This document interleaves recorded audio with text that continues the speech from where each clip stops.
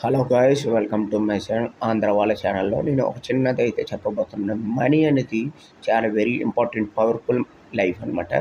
So ఈ మనీని మనం ఎంత దగ్గర పెట్టుకుంటే అంత మన పవర్ ఉన్నట్టే.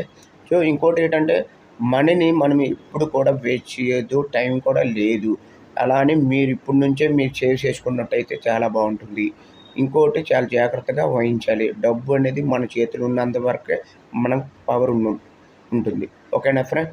డబ్బుని ఏం ఖర్చు పెట్టకుండా, తినకుండా ఉండాలా, లేదా డబ్బుని సేవ్ చేసుకుండా ఉండాలా అని డౌట్ రావచ్చు. వాళ్ళ కోసం అయితే నేను ఒకటే చెప్పాలనుకుంటున్నాను.